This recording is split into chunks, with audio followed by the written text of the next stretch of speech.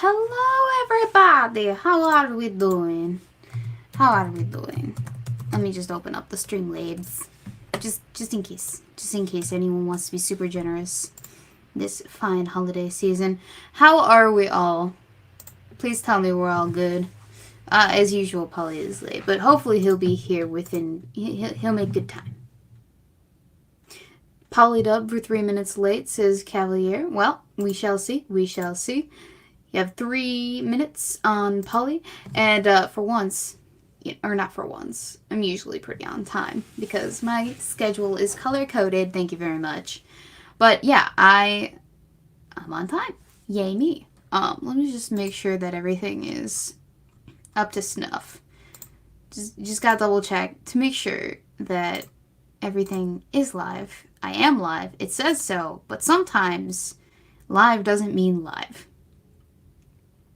There we go. I am in the little box. I can see myself, and I can hear myself, and I can talk to myself. All good. All good. Hello, Shio. Hi, Lion Patriot, who says 4 minutes and 58 seconds. That is a bit specific, but you know what? We shall see. Where's the drunk otter? Who knows? I certainly don't. I miss my co-host. It's been a whole entire week. Actually, no,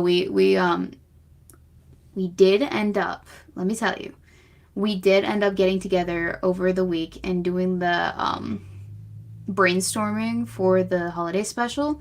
So at some point, I have no idea when, but that's going to be a thing that comes out, and I hope everyone enjoys it. It's got a rather dark humor, but what do you expect from a drunken otter and a very short, angry person?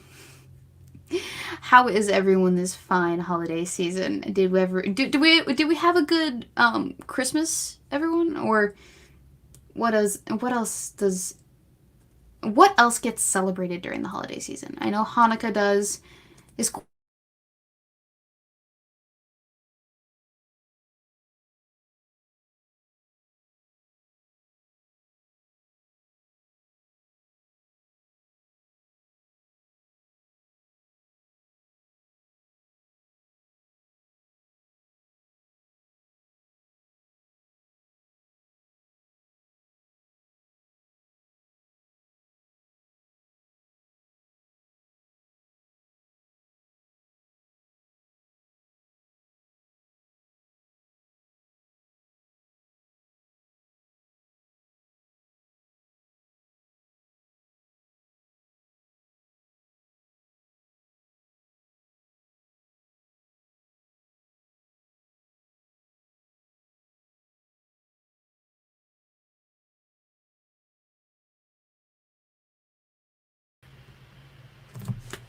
Let me just say, I am extremely salty about the fact that we have really good Xfinity Wi-Fi internet connection, whatever, and yet it keeps doing this. Who is in charge? I want to know, because I'm going to have a conniption with that person. Alright? This is not just a problem that is unique to this month, or even around this, actually, no, it's not unique to this laptop, because this has been going on forever. I'm pretty sure the connection in this household has always been rather iffy, if that makes any sense. I'm a little bit salty about it. I was trying to write earlier yesterday night in the midst of editing a video, because for whatever reason this computer does not handle the video editing that I demand of it. Woe is me. But it also apparently can handle writing online, because I do this thing where I sync to the cloud, and I can't type if I can't sync to the cloud for whatever reason. But I was writing last night, and I was writing a chapter for a book that I'm working on, and it just kept going in and out for no reason other than just because. Why not? And that's very annoying when you're in the middle of like an actual brainstorm, like a writing storm where you're just going, because it means you have to stop in the middle of writing that thing. And that's no fun at all. It kind of disrupts the flow. So that's super annoying. But, it's a problem that I'll probably have to take up with my dad when he gets home or whatever. if that's the case, I blame Bubba Jones. Well, I don't know if it's Dad's fault. Certainly not like he's not trying to provide the best internet. I think it has to do with Xfinity. I think that they're throttling us for whatever reason. I don't know. Laptops are never... Joys of Sorrow says laptops are not for long-term use. They never were. Well, I know that. But you'd think that they'd be a little bit better for, like, short-term, quick and dirty video edits. Like, I should be able to process and upload a 7-minute video. Like, no problem. I should be able to edit that, get it down to what I want it to be, run it through once to see if it actually works, add some, you know, background music or whatever, just to make sure that it's good and it's what I want it to be without Premiere Pro crashing. Because that's a problem that I keep running into for whatever reason. And, you know, that was never an issue on the MacBook, although I couldn't even run Premiere Pro on the MacBook, but it seems to be more of a problem on this, and I wonder if it's because I didn't get better RAM or if it's because of the graphics card. I'm not sure. I did have to download a whole bunch of, not a whole bunch of, but I did have to download new drivers for this in order for Premiere Pro to work, at least the new iteration. Anything that has to do with images needed updated drivers, which was a big hassle.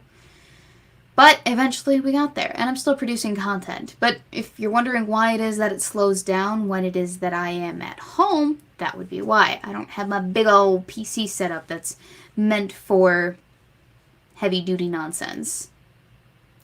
No, a laptop is nothing more than a motherboard with all its crap, with the least space. Yeah, you're right. Your dad's name is Bubba? I meant your brother. No. I thought you meant my dad. We call my brother, I think we call him Weebro, or at least that was something that was talked about earlier. No, I did not download more RAM. I downloaded different drivers for my graphics card, if that makes any more sense, Shio. So, who else is there in the chat? I see Joys of Sorrow. I see Havoc, Vladimirovich Stalinov. And he has said something, I want to say, is that Russian? Is this, it's some sort of Slavic language, right? Zdravaviu. I try. Let's see if I can Google that, see what that says. Yeah, what does that say? Does anyone know what that says? Ooh, yes, that's right. I can do that. Sorry.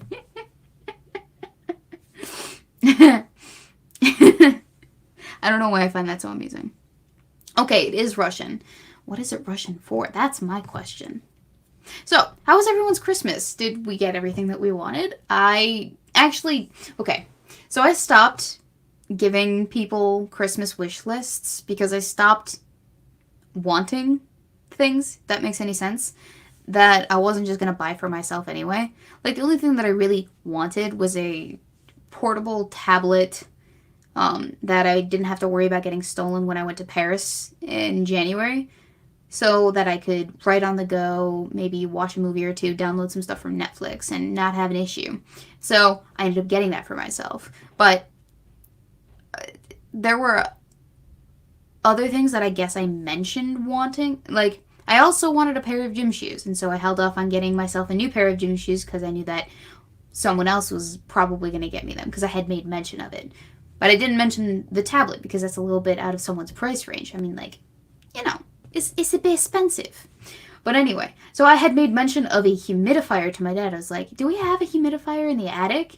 And he goes, yes, we do, but you might have to buy a filter for it. And I'm like, that's cool, no problem. I'll just, you know, grab it from the attic or whatever and put it in my room, buy a filter. It's not a big deal. Well, it turns out that apparently he took that to mean I'm going to get my daughter a whole new humidifier. And so now I have a big old humidifier. It's actually quite nice. It lights up. It's got a nice nightlight on it. It's got duo tanks. And I guess it's got like water softener pods in it as well. It's got the different settings. It's really, really nice. But the only reason I needed the humidifier was because I get frizzy hair in the wintertime and also very dry lips. So this was a problem that, is a temporary problem, a seasonal temporary problem. And in order to solve that problem, my dad just goes out and gets me a humidifier for Christmas, which I'm not complaining about. I mean, thanks, Dad. But he's always getting these weird gifts for me that I don't quite know what to do with. Like, okay. For example, let me go find it. It's in here. I know it is because it never leaves this room because it never gets any use. But one year, Mr. Jones Sr. Oh, fuck! Decided that he was gonna get his daughter one of these bad boys. Does anyone know what this is? Take a guess. Take a wild gander.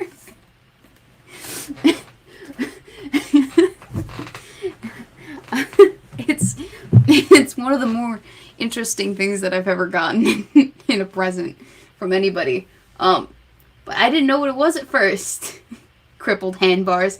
No. Yes, it's a metal detector, guys. He got me a metal detector for one Christmas. And I've used it one time. But I think, the way that I assume my dad buys me gifts is that they're useful to me and or the rest of the family. So I think what he wants me to get out of these presents is something that would benefit the collective of our family. Because one year he also got me a food dehydrator to dehydrate food. I'd never mentioned it, but you know what? I'm totally fine with it because I totally use it. It's a really nice gift to have because dehydrated food is actually pretty delicious. But he got me a food dehydrator and he's like, now you can make beef jerky at the house. And I'm like, Dad. But yeah, he gets me really practical gifts and that's the most amusing thing about it. I think, in my opinion. At this stage of my life, I think I'd much rather get clothes because I'm forever, ruining clothes or like jeans. Jeans don't last very long with me, especially since I am a thick with a double C woman.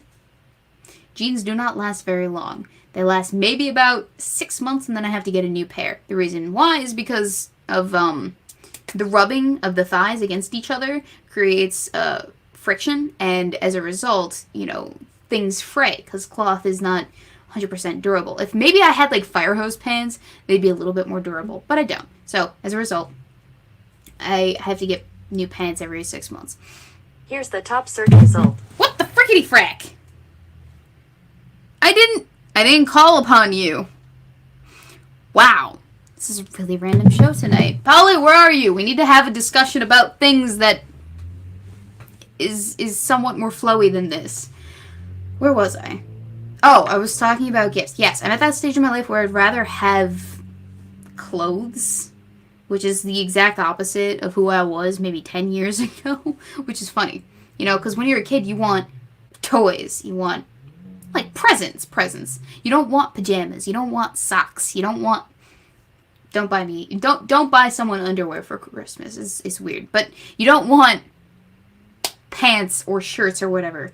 But when you get older, you do. You most definitely do. Polly is late. Sister Zero. Color me shocked. I know, right? Big sister is listening? Yeah, apparently.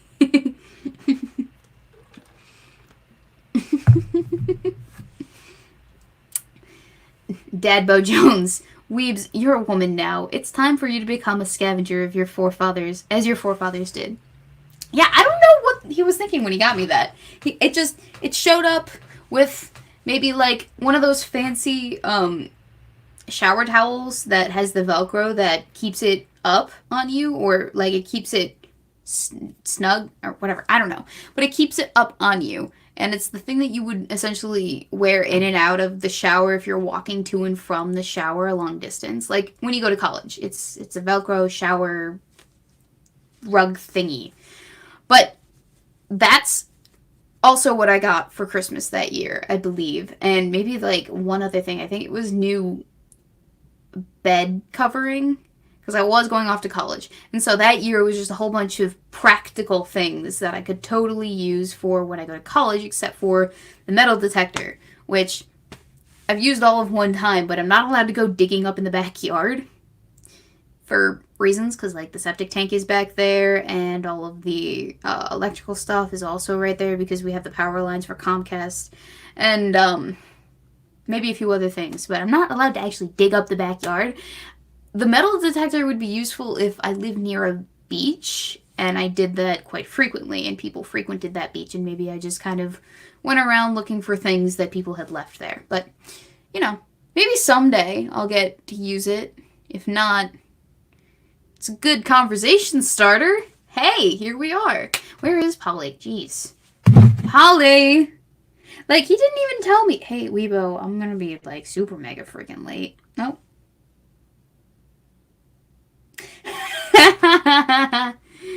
Running a little late, and I will be a few minutes late, but no more than 5. He did message me. So, 5 minutes late for Polly is what, 20 minutes late for everyone else? Is that what that means? Anyway, I'm not gonna worry about it. I can carry a conversation by myself. Or an old battleground. Ooh, that's actually a good idea too. You know, I passed by a famous Civil War. Is it a battleground? Yeah, a famous Civil War battleground every time I go to and from college. So maybe I'll take it there on my trip down south when I go back to school. You can dig, just not with machinery. True. So, like, if I took a shovel out to the backyard, and dug for treasure, it wouldn't be a big deal. Oh, excuse me. Archaeologist Jones. Oh, that's a good idea. I could see about maybe letting Balik borrow it, because I think he'd get a little bit of a kick out of that. Or maybe the archaeology professors at the university. They might enjoy it.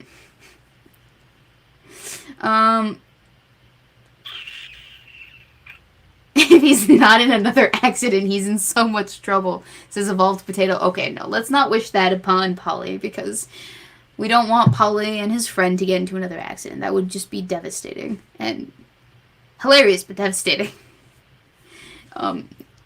Especially if they didn't make it. Oh, wow, that was dark. That got dark quickly. I'm sorry. Weebo is a very dark person, but we're going to ignore that. Septic field might be kind of shallow, though. Yeah. I have an idea of where it is in the yard, so I probably can steer clear of that area for the most part. The other thing, too, is the backyard is Daphne's domain. That's where she goes to the bathroom, and I think the last time anyone actually ventured out there to collect poop was before the turn of the season. Not that it's super cold right now, but yeah, I don't think... Because my dad... He likes to wait to do that stuff until his kids get home, because then he can make us do that stuff. Like, when I got home for Christmas break, the first thing that one of the first things, I joked about it being the first thing, but it was one of the first things in that day that he asked me to do was to give Daphne a bath. And he says it's because I'm so good at it. And I say, well, I'm so good at it because, Dad, you've had me do it literally almost every single time that she's had a bath. Which is true, unfortunately. I am very good at giving Daphne baths. I get her all nice and squeaky clean. And guess who is in the waiting room? And guess who doesn't have her headphones untangled? Oh my gosh. Polly, wait right there for 1 second. This is humiliating. Wow. Okay. Alright. I need to be able to hear you to discipline you. Hi, Polly. Hello. So, no more than 5 minutes, huh? Yeah, well, I don't have control over what other drivers are doing. Believe me. things would have been different for years now if I did. That's fair. Do you not have your license? Is that, like... Or do you just not have a car? What are you talking about? I was the one driving. Oh, you were the one driving. I thought maybe you were being driven. Sorry. Oh, no, other drivers. Like, okay. No, not that way. I mean, like, other people in other cars. Gotcha. Mm-hmm. Makes sense. So you were talking about bathing your dog? Yeah, I was just kind of rambling on about the things that happen when it is that I come home for breaks.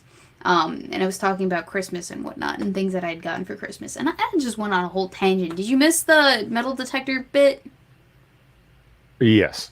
Okay, well, I brought out my old metal detector that I got for Christmas that I've never used.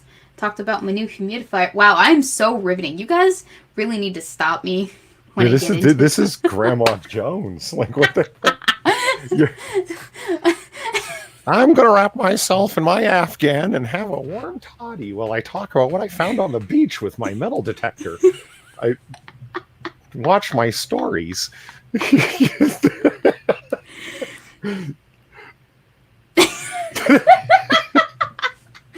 that what I sound like to you? Well, not in that voice, but Oh, wow. Yeah, no, I just realized how boring probably that whole entire conversation was. I don't know, I feel like talking with the audience is mostly just me talking with the audience. It doesn't have to necessarily be the most riveting of conversation. It's just like life updates or something. I mean, not every episode of Cocktail Hour has to be as deep as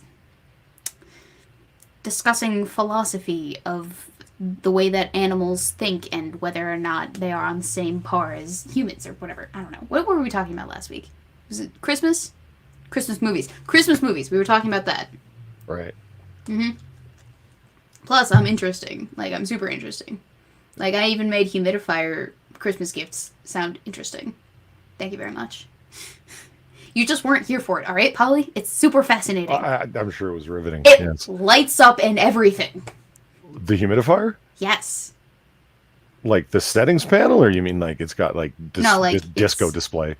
It's, well, not a disco display per se, but it's like it can act as a nightlight. So it's like a watery version of a lava lamp. Really? Kind of, yeah.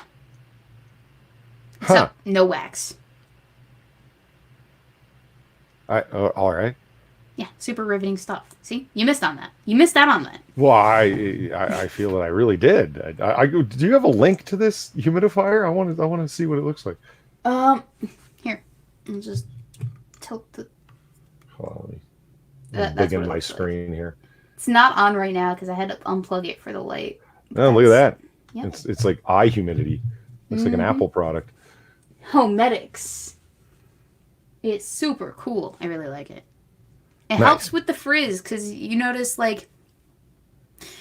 No, you probably don't notice because you're not, like, right there next to me feeling the static electricity coming off of me like I'm freaking Static Shock or whatever. But, yeah, in the winter months, everything gets a little bit dried out, and so the static electricity that I give off is excessive. So, like, I'll have hair all the way up here, out. It'll just rise like a freaking zombie. It's horrible. Embrace the volume.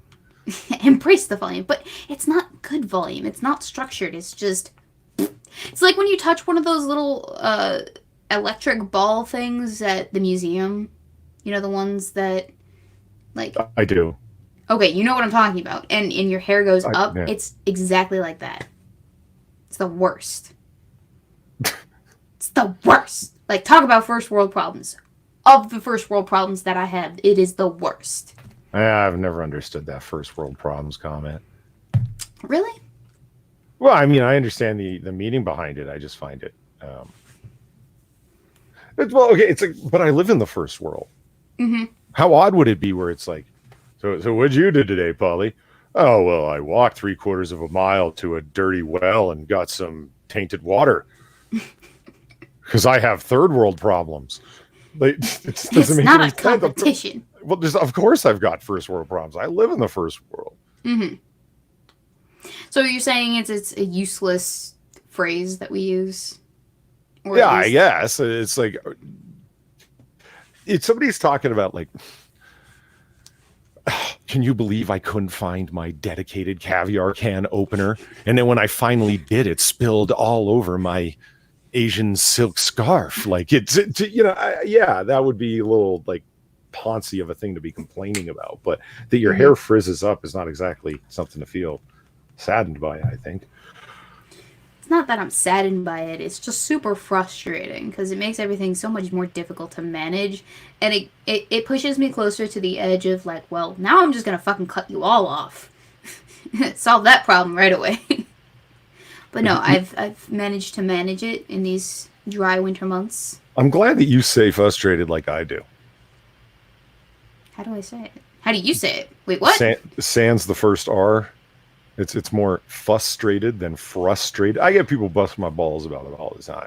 Like, that's not how you say I worry, you know.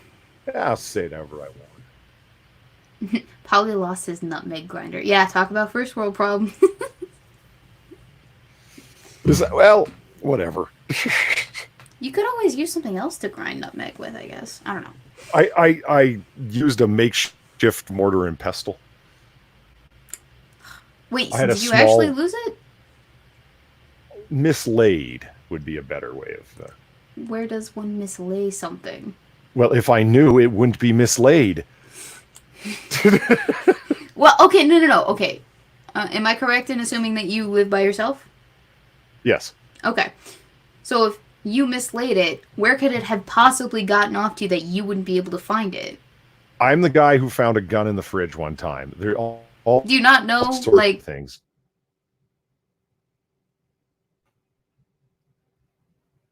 You see this chat? Weebs is stuck in mid-judge here. Look at this.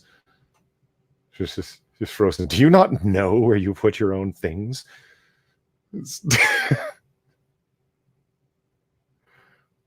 Ryan Walters says Polly's potato is a third world problem. That's Cole, man. That's Cole.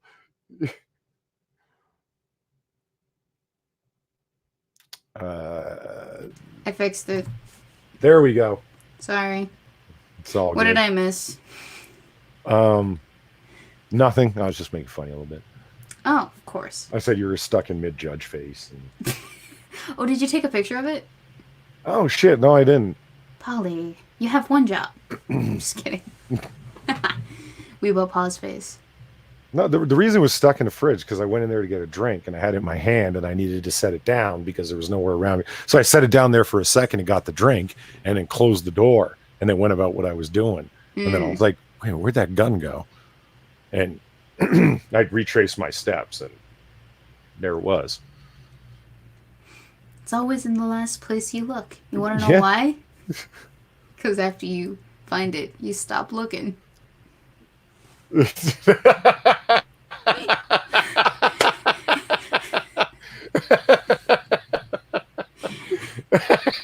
That's good. That's yeah. But she's here all week, folks. Tip your waitresses. Try the veal. Wait, you lost a gun in the fridge? Is that what I missed? Yeah. That's what I said. I found a gun in the fridge. Remember? You were here for that part. No, I wasn't. I think I froze for that part. It's okay. Wait. Like an actual gun, like pew, pew, pew, pew. Or like, yeah, real like that. Yeah. Or like a gun. You know, like with the air. What's a propulsion? It's a gun that propels things with air, so it doesn't make too much of a noise. Oh. Like an airsoft pistol or a Nerf gun or like wait, Nerf guns don't use air, they use springs. Or like one of those little ball things that you pump until it like projects the ball out of the tube. I think my brother has one in his room, actually. That's how he woke me up for Christmas morning. By shooting me in the face. Am I frozen again? No. Oh, alright. I thought you were going somewhere with that. It's my fault. Well, no, I was wondering what kind of gun it was, and you haven't answered yet. And I was like, what kind of gun is it? It's a pistol, it's a handgun, it's a Smith & Wesson M&P and 40 S&W. Okay, why did you have it on you while you were going to the fridge, Polly? I was in... what the hell was I doing with it at that time? I can't remember. I think that's when I was changing out the trigger. When I was putting in that aftermarket trigger I had bought. Okay. And I went to get a drink and took it with me. You took it with you and you left it in the fridge. I set it down for a minute. No, you left it in the fridge, Polly. Have you ever heard this thing that people talk about? When you go use a public bathroom and you have a concealed carry permit, what do you do with your gun? No, I've never heard of this. But what do you do with it? Well, that's exactly it. That's the problem. It's like there's not really anything to do with it. Because it's not a lot of people want to leave it in their inside or outside the waistband holsters because, it could fall off or whack on the floor. And it's a public bathroom floor. My God. Yeah. Right. So it's like, so you take it out with one hand. Okay, well, how do you undo your pants, etc.? Like, it's just awkward as fuck. So what do you do with it? If you look on YouTube, there's people have made videos about this. It's an ongoing thing. It's kind of funny. Huh. I think you could no, that's not that's not responsible. I was gonna suggest holding it in your mouth, but then I remember we're talking about a gun, not your phone. Yeah, and you can't really, it's not a good idea. You could put it and of course it depends on what you're talking about, like a gun that you've cleared and is unloaded, or you're talking about like a loaded, ready to rock pistol. That changes that. You can put it under your arm while you do something, but if it's maybe you just hold whatever business you gotta conduct in the loo until you get home. The loo? Just hold it. Yes, I say the loo. Do you? The Whiz Palace. Never the even heard that. Cha-Cha Bowl. Chow. No, that's No. The Cha-Cha Bowl. Oh, the Pachow. The library. Why the library? Because that's where you read. Oh, yeah. It's a good place to read. It's a good, quiet, unbothersome place to read.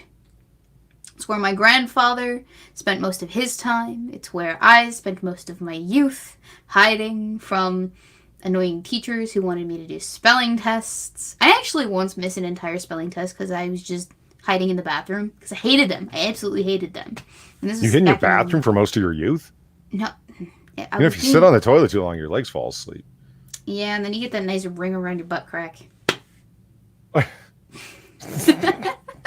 No, I was being funny. Polly, it was a joke. Are you deconstructing my jokes? That's my joke. No, I didn't take the joke part. I was running with it. You're the one who deconstructed it. No, you did that. No, I didn't reference it as a joke at all. I just rolled with it. You're the one who got meta. That's how you deconstruct a joke. What are we doing here? This is the most aimless conversation we've ever fucking had. But Holy you're Christ. Enjoying it, aren't you? Well, I'm not worried about me. I'm worried for chat. They're like, God, what are these two doing? If your gun is holstered, what's the problem? I think it's because you don't expect it to stay, clipped to your pants. Or if your gun is holstered, what's the problem regarding, where it is that you're supposed to hold it after you've taken it? I have no idea. Ryan Walters, what's the question specifically? That's why pocket holsters are pretty awesome. I have found people's CCW pistols twice at work on the toilet tank. One was an off-duty cop. Oof. Oof. See, this is why you get a gun small enough to, conceal near your ankle, because then you don't have to worry about it. Yeah. Problem solved, Polly. Yeah. If I had money to be buying all the guns I would, I'd have, an array, but such is life. Oh, speaking of the right to keep and bear arms, you guys want to see what I got for Christmas? I do. Boyfriend. Yeah. From boyfriend. What'd you get? All right. I need to. Was it thoughtful and romantic? I think it was super thoughtful and romantic, but you guys decide. Ha! Freaking sword. Nice. Look at that. It's a hand-and-a-half sword, brass and bone hilt, with an actual, scabbard, Ugh! Also brass. Sweet. It's dulled, but it's oiled up and ready to be sharpened by my choice of knife sharpening. Knife sharpener. Anyway, this is my new baby. I'm very happy about this. I'm very proud to be the owner of this hand-and-a-half sword. It was between this and a warhammer for me, but they were all out of warhammers.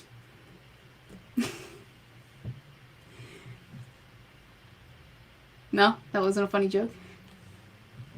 What was that, a joke? It was. I thought it was amusing. I thought that would elicit at least a little bit of a chuckle. Well, I was waiting for you to explain why you wanted the Warhammer so much. Oh, well, because I don't have a Warhammer, and I thought that Warhammer would be, a pretty cool thing to have. And it's super easy to use, along with a spear. Warhammers are pretty. They're like baby's first weapon. There's not a super lot of skill that has to go into it for it to be effective.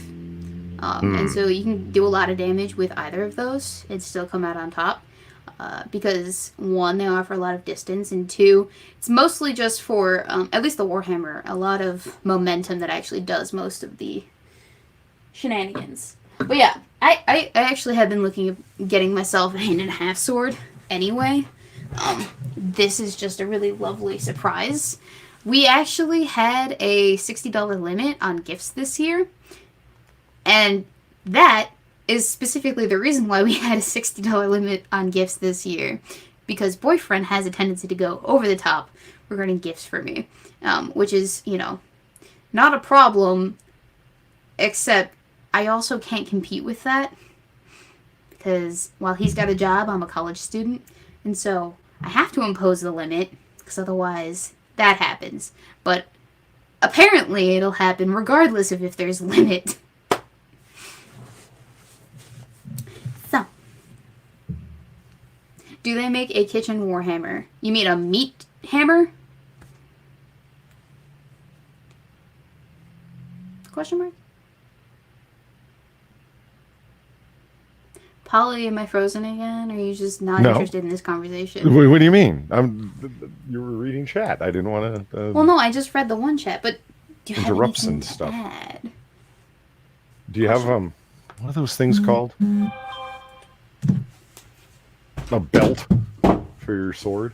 No, so if you see the scabbard doesn't actually have anything. I could probably sew something into the side of this that actually allows me to hook it onto a belt, but it's pretty naked, and I think that's because the purchaser is given the option of, well, do you want to attach it to your side or do you want to do it to your back? And because I'm super short and my arms are super short, we're thinking side attachment is the best attachment to go with.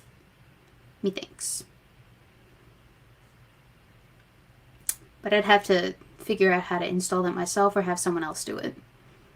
But I don't know anyone who would be able to do it, so I might have to finagle some nonsense. You have to have a lot of skill to be effective with a warhammer. They're difficult after the first swing to defend yourself with. See, I wouldn't know that. I've never had a warhammer, but if I had one, then I probably would be able to figure out how to practice with it. I don't know. Is there a place that people can go to practice with arms just to be, I don't know, a little bit more skilled in it? Because I know they have fencing classes, but fencing is a very specific art form, or not art form, but sword fighting art form, martial art form. There we go. So this size sword is probably not going to be super useful against someone with a fencing skill or a fencing blade, because they're more built for speed. Warhammer plus shield. I'm sure they'd allow hand-to-hand weapons. Look up a guy named Skalagrin for that. Skalagrim? Okay. That's a person, right? Skalagrim. Is that on YouTube? Ooh. Oh, this is like a guy who knows his shit. Hot diggity. Thank you to the Golden Age Radio for the $1 over on the Streamlabs. Does the Weebo watch the Skalagrim? No, Weebo does not, but Weebo will. You know, I actually quite enjoy those YouTubers that do film themselves blacksmithing. Polydub, have you ever seen those? Oh, yeah, I have. Mm-hmm. They're like, not quite time-lapsed, but they do film themselves polishing or forging or in some cases, they actually just take odds and ends and pieces of metal and turn them into like the coolest blades ever just by cutting them with the tools that they have. Because you don't actually have to melt shit down and then cast it in a mold in order to get a sword or a knife or a blade or whatever. You can do it with any old piece of metal, so long as you have the right equipment. You can shave it down to a nice size blade. And I didn't think that that was a possibility until I saw someone do it on YouTube, and it was super cool to watch. And I don't know, I feel like that would be something that I would really enjoy doing, is making my own sword. Do you know if there's a place where you could just go and do that? Like, it's like we have build a bear. We have build a bear, but do we have a build a sword? Like, he said, we like that kind of help. Here, this kind of metal.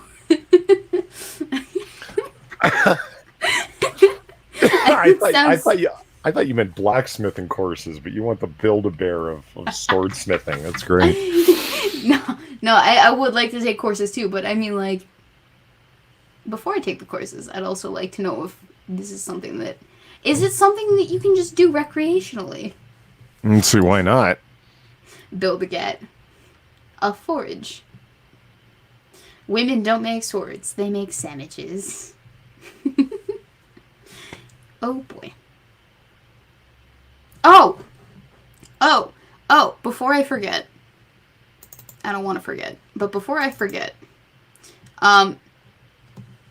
we had a donation, at least I had a donation, from some viewers last week that I missed because for whatever reason, I think it was because the StreamYards went down for a bit because my connection is so shitty, so I missed it because of that.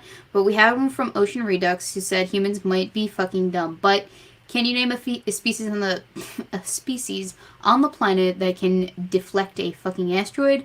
When elephants or dolphins can deflect a fucking asteroid, let me know. And then James Colley said, really aggressively. And then James Colley said, been a while since I donated. Weebo, remember the following numbers to deal with ploy. He specifically said ploy. Hashtag stop fucking Polly. Hashtag Polly abuses Jack. Hashtag nerf doors for Jack. Hashtag Polly makes Inquisitor watch. Hashtag Fargrooms the Otter. Alright, and that was the last of the super chats from last week that I accidentally missed because of whatever reason. I'm so glad I remembered that. I almost didn't. But I did! The Renaissance Fair. I've been to the Renaissance Fair. The Renaissance Fair is very nice. Polly, have you ever been? No. Polly. And I kind of want to go just because it'll be like a cheap excuse to get the hooded cloak that I've always wanted. Cheap. What? You've never been to a Renaissance Fair. That's right. Renaissance No, I Fair... didn't say it would cheap. I didn't say it would be cheap in terms of money. I said it would be a cheap excuse to get the hooded cloak I've always wanted. True. This isn't one you'd like buy on the internet from Amazon that comes shipping in from China and is like of subpar quality and whatever. Well, you named the reason there. I probably wouldn't want to do that because it would be of subpar quality. I'd probably want to make the damn thing myself. I know how to make a sewing machine do the things. I can wind a bobbin. You can sew? Yeah. Aww. He's useful. I was a Boy Scout, and for some reason they made us learn how to sew. Well, for some reason. It's a very useful skill to be able to mend your own clothing if necessary. Oh, yeah, they did maybe all, to even make your own. It was a wide range, actually, of like skill sets. You had you learn how to make a fire, and you had to, oh God, all the knots. I remember that. This is a bunt line hitch. This is a midshipman's latch. I still remember them all. Like, do you remember how to make them, or you remember the names for them? There's some of them that are much more important than others, and then the rest of them are just kind of like variations, if you know what I mean. Yeah, I still remember how to make the main ones, yeah. I also remember how to cat's cradle. Don't ask me why. Cat's cradle? You don't know? You never heard of cat's cradle? The game with a piece of string that you tie in a loop and then over your hands? No. Oh, wait. Is it the thing with the... Yeah. That's what that's called? Yeah. I did not know that.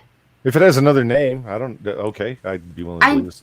Didn't call it anything. I just thought it was something to keep your hands busy. You know, like... Well, no, but you do it with other people, too. You didn't do it alone, did you? And Weebo's frozen with the Tucker Carlson face on.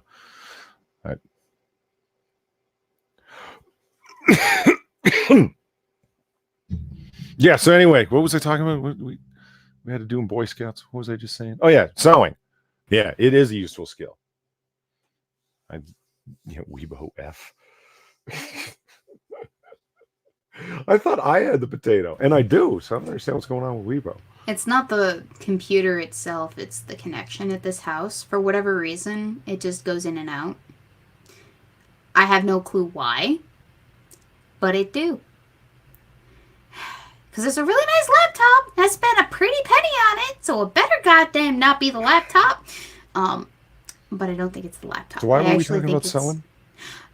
Because we were talking about the cloak that you want to wear to the Renaissance Fair when you eventually go. I've been arguing this for a while. Everybody keeps telling me that fashion is cyclical. Well, when is the fucking hooded cloak going to come back into fashion, for God's sake? We talked about this. It's the hoodie, basically. It's just the hoodie is a new take on the hooded cloak. And I'm okay with that. And I have a nice array of hoodies. Mm-hmm. You know what bugs me about hoodies? What? There's not enough internal volume inside of the hood itself for my liking. Yeah, you want it to kind of like come down over your face? A little bit. Not like you pulled all the way down to like... Not excessively. Yeah, but like, I mean, some of the hoodies I have, that hood's not meant to be worn. It's not functional. Because when I put it up over my head, it's like, it actually pulls the shoulder of the hoodie up because there's such little internal volume inside of that. Well, maybe your head is just too far away from your shoulders. I don't know. Maybe your neck is too long. Or I'm a tall man and the thing was cut in China. Ooh, speaking of which, hold that thought.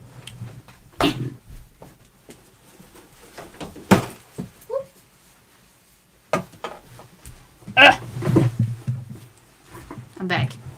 Okay, I have my own hooded cloak. I want to show it to you. And these are not the aspirations of hoods that you want to go for. Come here. Because it's a super big hood. Like a super big hood. Alright? So it's got the nice little clasp. It's a really nice hood, I will admit. Look at that. Yeah. Hang on. Where the frickety frack is... Okay, there we go. So yeah, it's a really nice hood, or cloak, and it's made out of really nice fabric. And I could, put some foreign ladies to shame back in ye old times. But the hood itself, and why is it giving me such a difficult time? The hood itself is this long! Holy fuck, that's huge. Mm-hmm. My nose is up here. Yeah, I think it's massive. So is it meant to like drape around your... Oh yeah, okay, I see. I think it's supposed to do this, but like it's silk on the inside, so it's gonna fall off or it's gonna fall down. So like it's kind of like this like light mauve, purple, whatever you call it. Huh? The color? Yeah. It's like a gray, actually. Is it? Mm-hmm. Yeah, that's kind of like the gray riding hood over there. Yes, actually, this is exactly that. I got it for Halloween one year when I was trying to be a witch. It was expensive. It was expensive. Very expensive. But very nice. And I've not used it since. But I want to use it for something at some point. I might have to repurpose that hood. Make it a little bit less excessive. Because look, that is too big of a hood. Yeah, it's huge. That's huge. See, I'm sitting here complaining about like the hoods being too small. Look at the size of that fucking thing. Yeah. You could fit 3 of your heads in there. I could. I really could. Like, if I had 3 more heads, it would work. But I don't, unfortunately. Unfortunately. There's a stain on my hood? No. No. Weebo, have you seen Starship Troopers? Mm-mm. Oh. Have you seen it? Oh, yes. Mm-hmm. Any thought? Well, yeah, I thought a bunch of things about it over the years, but then I watched a video that Sargon made, Sargon of Akkad, and apparently it was like a big deal. And I had heard about it a bunch of times, the politics of Starship Troopers, because it's not a dystopian future, but let's just call it a dystopian future. Yes. Where the politics are very different and et cetera, et cetera. And he does this whole video examining them because a lot of people call it fascist. The world is, it's like, you guys, if you guys think this is fascist, you don't understand what fascism is. And I'm like, well, yeah, but that's been around for a long time. As soon as people see something mildly authoritarian, they call it fascist, which it's not necessarily, because I don't know. People throw National Socialism, communism, and fascism all in the same bunch, and they go, bad! That's what Trump is! You know, that kind of thing. It's all just a big salad of nonsense. Well, yeah. And in any case, so I watched that video, and God, it's in excess of an hour long. I'm surprised he went into that level of detail about it, but good for him. I would say it's one of the best videos I've ever seen the Sargons made, although I don't think it would have it's got a lot of good views on it, but not as much as some of his more drama oriented stuff. It's not entertaining as much as it is, I don't know what, thought provoking, what, give it a name, you know, that kind of thing. So anyway, if you haven't seen the movie, it makes it kind of hard to talk about it, but yeah, you know, if you're interested, I will. Oh God, my piece of paper is gone. I'll make a note of it in my head. Because I mean, that movie's based on a book back in the day that's quote unquote controversial, and is it really? Well, I don't know. You decide.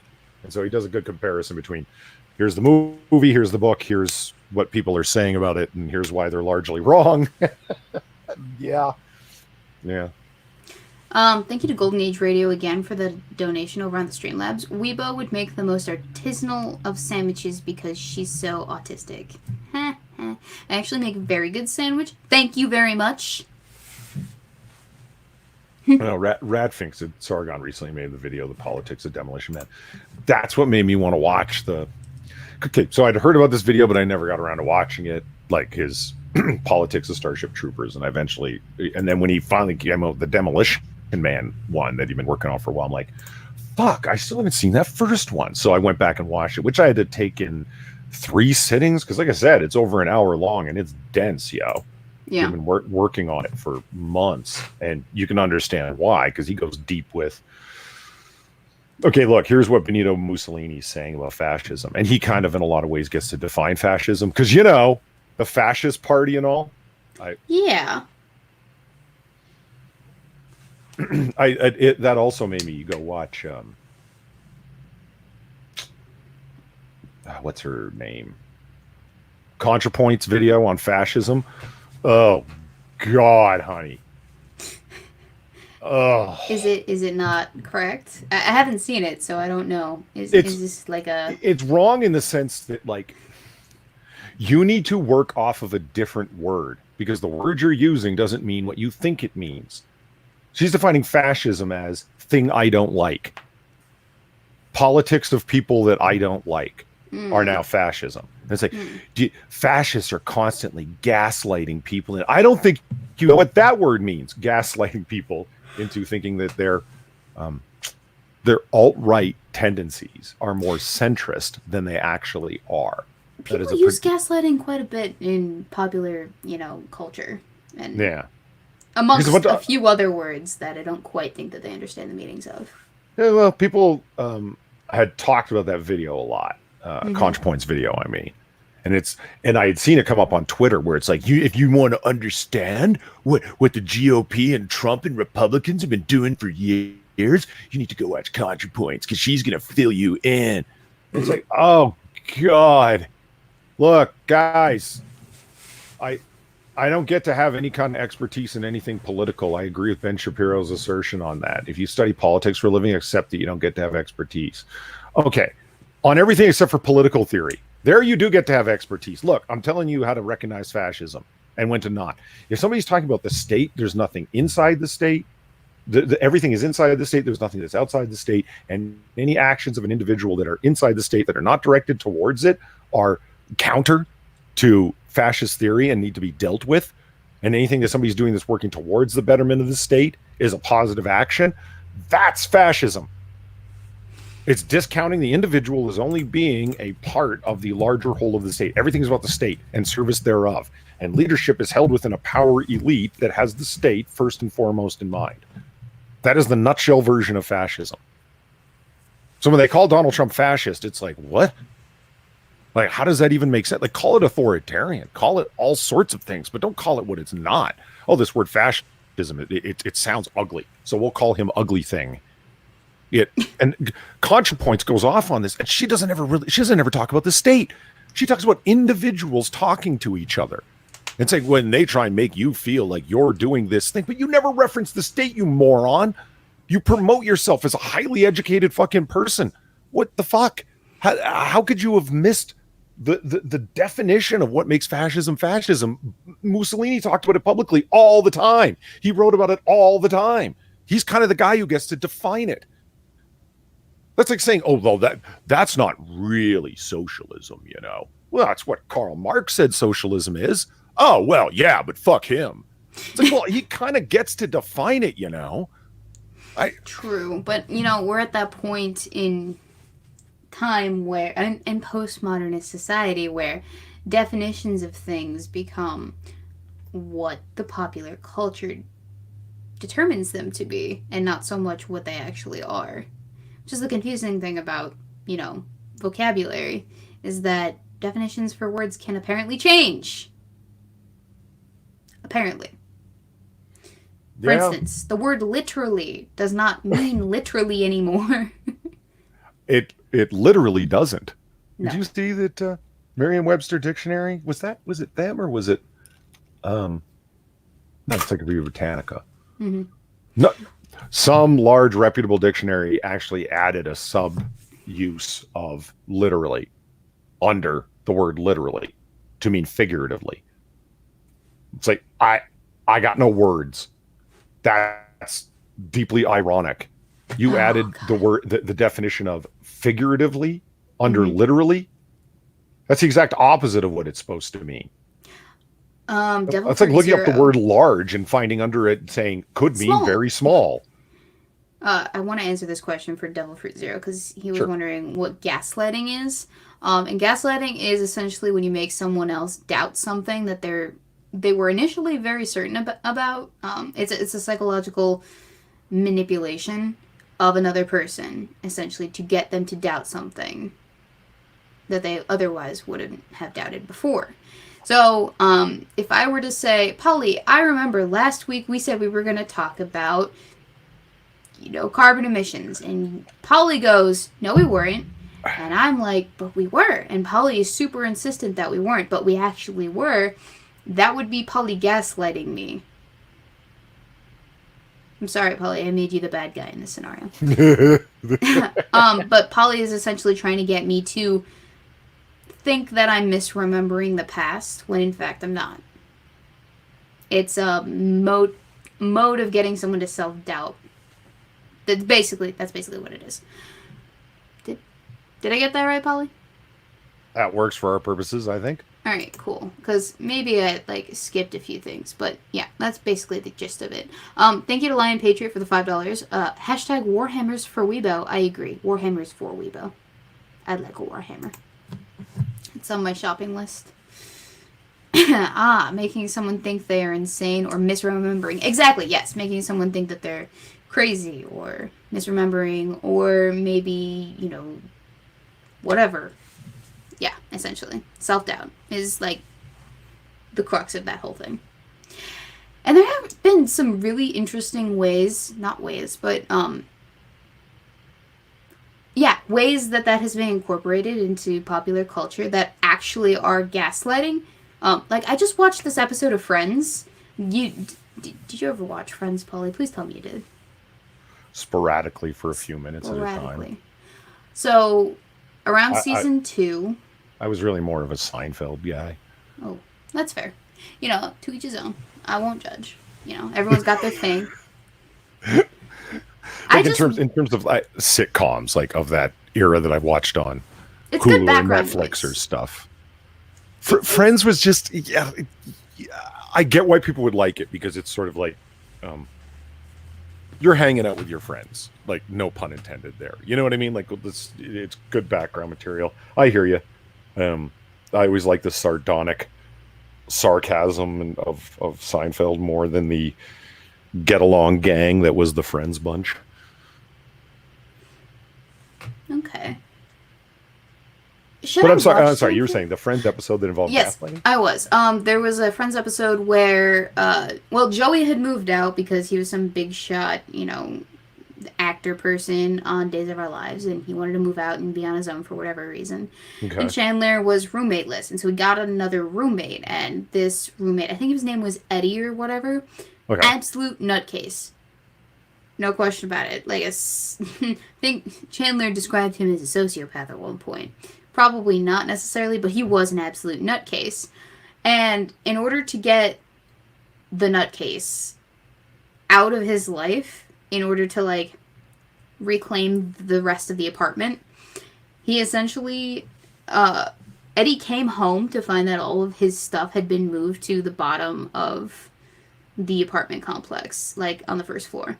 And he tries to open up the door to get into the apartment, and the locks are changed. And his key won't work. And so Chandler opens the door with the little chain thing, and he says, "Oh, who are you?" And then he's like, "Oh, I'm your roommate, remember?" And Chandler is like, "No, I think I would remember that. We're not roommates." And then Eddie's very insistent, Chandler's not. And then finally Chandler opens up the door to show that Joey is actually his roommate, and he's still there, and he never moved out. And so finally Eddie accepts the truth, and finally the weirdo crazy guy is out of Chandler's life. But essentially that's the best example of gaslighting that I can grant you, that I can give you.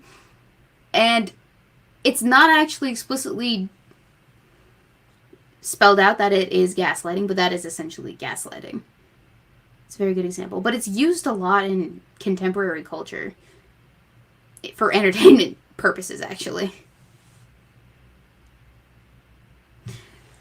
Cartman getting Jimmy to believe he made the gay fish joke on South Park. Yeah, I don't watch South Park as much as I'd like to, I guess. Sorry. How the entire DNC is gaslighting through media. Sorry, Polly, what were you going to say? They kind of are. That's not a bad comment. It's just, it's said too often, and I'm in a short-fused kind of mindset right now. So things that I hear too often, even if they're accurate, are I'm like, "Oh, shut up!" And it's like, yeah, but it is that way. I don't care. Still, shut up. You know the thing I've become really tired of? What? Muh. Ooh. Why? Like muh X, fill in the blank, right? It's like, oh, but my politics. Oh, but my carbon emissions. Oh, but my constitution. If you say that about all things, it becomes fucking meaningless. Looking at you, Sticks, Hex, and Hammer. That's just an example of muh. But muh. It's supposed to be a reference to somebody saying that something in and of itself stands as a reason why it's important. You know what I mean? Like, but you can do it with anything. Things that I think are valuable. Things that I think that, can be justified as being important things. It just put "muh" in front of it and use a moronic voice when you say it. Oh, but that's just an example of "muh" individual rights. That's just an example of "muh" freedom of speech. That's an example of "muh" Second Amendment. Like, what the fuck? Just because you said it that way doesn't mean that it's the most lame mongoloid-esque dismissal you can possibly summon. I guess I can see where you're coming from. So essentially, it's overstayed its welcome for you, at least. For it, it's just been used too much. That's and so I'm just like, oh, do we? It's a meme that's dead. Yeah. Oh, thank you, Lion Patriot, for the donation. Pennies for Polly, which are greatly appreciated. I'm very happy to get the pennies. Otter the Grouch. He's not a grouch. He's just irritable today. It's okay. Polly didn't get his nap. I've got Never mind me. I've just got live things going on. Polly, I wanted to ask you a question. Mm. So I got into it with someone on Twitter earlier. Over. Why are you laughing at me? You've heard my thoughts on Twitter. No, I know your thoughts on Twitter, but I prefer to be on Twitter because, I don't know, I just like to be able to keep in touch with people, and that's kind of one of those ways that I do it. But I made it... Oh, so this is somebody you remain in regular contact with? No, it's not actually. Okay, so much for your reason for being on Twitter. Well, no. Okay, so I don't know how this person found me, but I had retweeted a post from Charlie Kirk, who was just beside himself that the Democrats wanted to make it so that accused criminals were able to go back to their crime scenes and investigate them, and also procure a list of witnesses that were testifying against them, like be given a list of witnesses that were testifying against them. And he was beside himself about this. And I just couldn't help thinking to myself, isn't this how you build a good defense? Like, in order to defend a client very well, a lawyer would have to have seen at least or visited the crime scene to actually get the feel of what's going on. They would have had to have the witness names in order to construct a good cross-examination. Like, this makes sense. In order to have a fair and balanced justice system, we need to have certain things not be completely roadblocked for the accused. And this other person essentially made it seem like this was the random person that just to be clear, the Charlie Kirk tweet you said was in around people who shouldn't be able to go to the crime scene. The defense attorneys shouldn't. No, the accused, but I took it to mean. Actually, you know what? It probably was the accused criminals. The accused criminals, he specifically said. That was should not be allowed to go to the crime scene. The crime scene, which it shouldn't matter if they go to the crime scene or not necessarily, right? Because I just don't like. I don't get it. Like, accused criminals should not be able to go to the crime scene to, let's say it was a house, to threaten the family of the the person they murdered. Like, okay. Not to threaten the family, but like, say you murder someone, or someone gets murdered in broad daylight, right? In the middle of a public area. Right. Are you going to not let just the accused of the crime go through that area ever again? Okay, now I understand what you're saying. Wow, that's a weird kind of conversation to come up. And people's argument for that, the accused should not be able to go there. Okay, why? Because of tampering with evidence. But I thought you meant like months after the fact. Well, I was thinking that too, because an investigation usually takes quite a bit of time. Like, the initial crime scene investigation happens before you even have a suspect. But essentially what happens during a crime scene investigation is you pick all of the evidence up that you could possibly need to actually make a case against somebody. Mm-hmm. So that's, bullet casings, that's blood spatters, that's pictures of blood spatter, but eventually all that has to get cleaned up regardless. And some of it, like blood, you can't actually transport that. You're not going to take a tile out of the thing to actually move it somewhere else, but you take pictures of it. And so all of that evidence, anything transferable to a different location, does get transferred, is in the chain of custody, is not going to be tampered with. But anything left over at the crime scene itself, that's, assuming you took all the pictures, it's fair game for anyone to actually mess with that, essentially. Like, you're not going to cordon off an entire person's house after you've done the investigation, after you've looked at the crime scene, until the trial is over, right? Because a trial, after an investigation, after you've accused somebody, because of the evidence that you've already collected, is going to take months and months and months of time. And so a crime scene, having people walking through it after the fact, is not like it's out of the blue, but even the accused. That can be a thing. Mm-hmm. The turnover for a crime scene is not the turnover for a crime investigation trial is not like how you see it in the TV shows, not like how you see it on SVU. It takes months and months and months of time, and in between that time, people go through that area all the time. So That's ridiculous. They're not going to tamper with the evidence that you've already collected, the pictures that you have, anything of that nature. Especially because the accused rarely ever go back to, or criminals who are actually guilty, rarely ever stick around at their crime scene after the fact, or go back to it necessarily. But, I don't know, it just seemed ridiculous to me, at least. That would then taint the crime scene from ever being looked at again. Yeah, like, once you've collected all of the evidence, it goes into evidence lockup, not to be touched by anyone who hasn't logged themselves as someone who's either tested it for biological material, fingerprints, what have you. Because they do run tests, obviously. And the defense has the right to ask for an outside evidence test, essentially, as well, if they feel that the prosecution hasn't done it well enough in order to, prove whoever is guilty.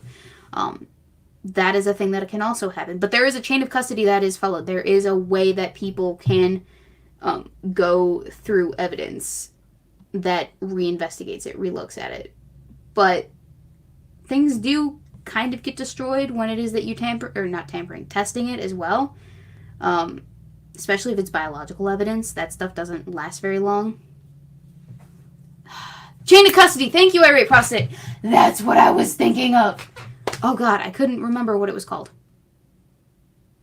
Not all evidence is seen or found on the first look. True, but you do have to open up a specific area to public use. I remember when I've only ever been on one crime scene investigation, like a legitimate one, not just one that we went for Explorer competition. But the one police investigation, crime scene investigation that I was on was a sexual assault, and the sexual assault itself had happened like 2 days prior. But we went to the crime scene, which is where the guy had worked, which is where the assault had happened. And so that 2 days, there had been a whole host of activity that had occurred within that room, because it had happened in his back office. And so we were looking around the entire crime scene, trying not to touch things, but I mean, like, we were looking for the specific evidence that we were told would be in there. So it would have been a blouse button, any other maybe bodily fluids, pictures of the actual room itself to help support the case, stuff like that. Of course, after we had gotten done searching, like, the room itself was cordoned off to just me and the evidence tech. But afterwards, the room had to be opened up regardless, because that stuff has to get used anyway. Like, you can't just, as a cop, yeah, sure, maybe you can exercise that level of authority on a super high-profile crime scene, but in most cases, crime scenes are not going to be just cordoned off perpetually after the investigation has gone underway. That's not how it works. Most of the important evidence gets taken away to evidence lockup and is tracked through the chain of evidence. And that's where it stays until the trial. And then it comes out during the trial. And, assuming it's enough, you can convict someone based off of that. But yeah, investigating a crime scene after they've already done the investigation and determined that you are someone worthy of accusing of this crime, it's not going to do anything at all. Sorry, that was a very long, drawn-out explanation. No, Who's Charlie Kirk again? That name's incredibly familiar. I actually don't know why he's important. I just know that he's annoying. Is he like, he's some political blowhard on the right, I think. Oh. I thought he was one of, like knit cap news commentary, independent reporter guy. Maybe? I don't know. I just know that was a very partisan comment of him to make. But he wasn't the one I was arguing with. It was just some complete random that had found my tweet reply to Charlie, who was essentially accusing me of intimidating witnesses or advocating for the intimidation and the intimidation of witnesses, because his big hang-up was the witness list that the accused would get in this hypothetical. Which, he's the TPUSA guy. Oh, really? Huh. He's not on the right. He just wants power. See, I thought TPUSA was a more. He's not on the right. He just wants power. I like that. That's But I thought that they were a more right-leaning organization, right? Uh, He is Candace Owens' buddy. I mean, the right, conservative, whatever. I'm not. Yeah. See, I don't have a lot of patience for people who make groups centered around ideology. Or not even ideology, just politics in general. Because it's a doomed attempt from the get-go. Right? Because everyone's got different political standings on different issues. And even within things that you might align with someone else on, there are variations in how you align. And so, because of those differences, minute or otherwise, it's going to make it really hard for you to actually have any cohesion within said group, much less between said groups as well. And so, group partisanship, just grouping people together based off of politics in general, doesn't seem like a very successful plan to me. Yeah, actually, it has been pretty successful, hasn't it? Well, no. I mean, the vast majority of American voters are cheerleaders for one of two parties. Yeah, and it doesn't seem like it's a very... Like, I mean, it gets people elected, sure. But does it get anything significant done? Oh, you mean like actually effective? Yeah, like actually effective. Oh, well, no. It's effective at maintaining those parties' systems of power and control over what they control, sure. Yeah. But other than that, no. Over positive governance, no. Yeah, does it actually encourage cooperation between people? No, it doesn't. Well, maybe within the party. But not between parties. And then even within parties, we have these little tiny little breakdowns, like the Social Democrats, right? Or the Green Party. They're not really Democrats, but they're like a side group, I guess. Yeah, and they're attempting to wrest control of that party to move in a given direction. Yeah, it's just there's more problems in party politics than there are in actual politics, in my opinion. And so that's why I refuse to actually align myself with a party. That's why I'm a registered independent. You have to register to be independent. How sad is that? It's pretty goddamn sad. I don't understand why you have to register as well. I do kind of understand why you have to register as anything because the way primaries work and stuff. I understand that. Yeah, but what if you don't vote in the primaries? What if you just vote in the actual election itself? Well, that's a good question. It's a very good question. Like, why do we even have you'd have to run separate primaries? registries because I don't think there's anything wrong with registering to vote. Period. Like just. Like, I actually well, no, am who not I say I registering am. to vote, but registering per party. Like, I'm going to register as a Democrat voter this year. Like, what is that? Why? Well, for the purposes of primaries, right? It's like, do you really want Republicans? Yeah, but what's the point of a primary? It's internal party business, right? To elect their nominee.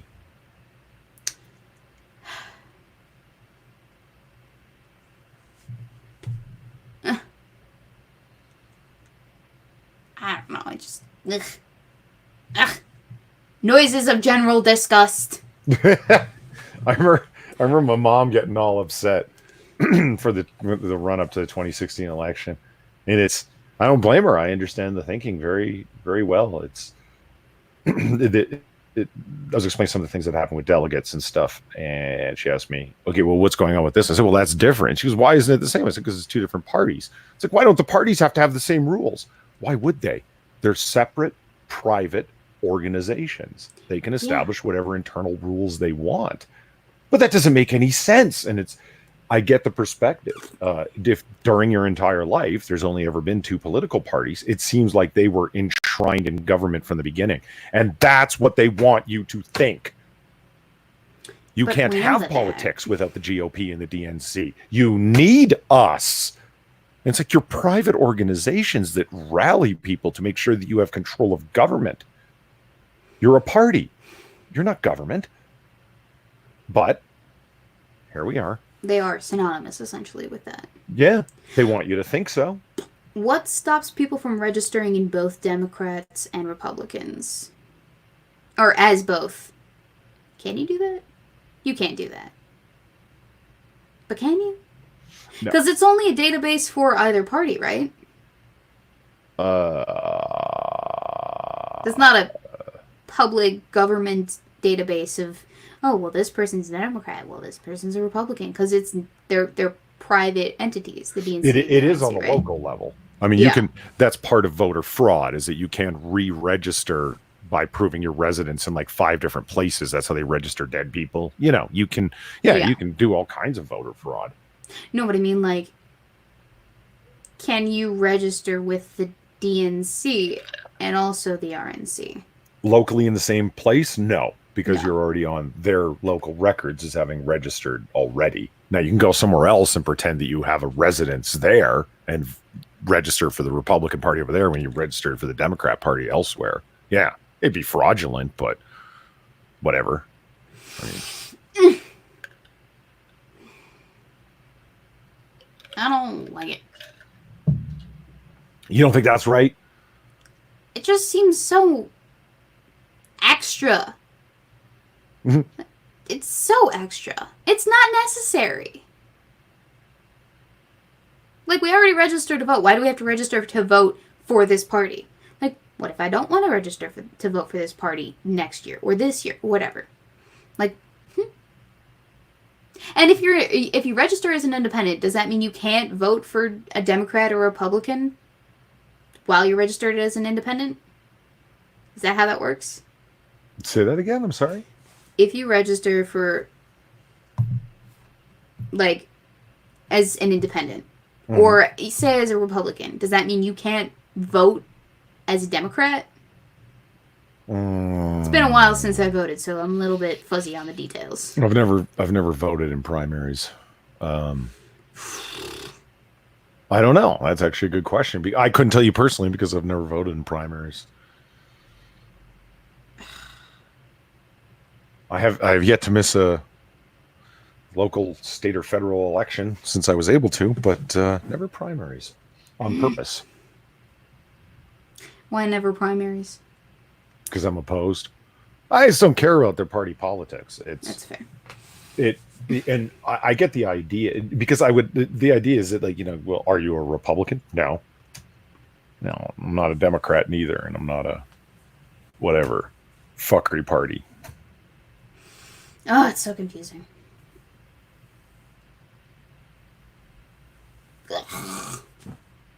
And then we're coming up on that too. I'm gonna have to mail in my. Wait, no, I'll be in town for the vote. I was just thinking, because last time that we were having a presidential election, I was all the way at university, 4 hours away from where it was, and out of state from where it was that I was registered to vote in. So that was a whole big hassle. I almost thought I'd have to send for a mail-in again, but no, I don't. Last time I checked, independents cannot vote in primaries, only the general election, says Tiberius Kirk.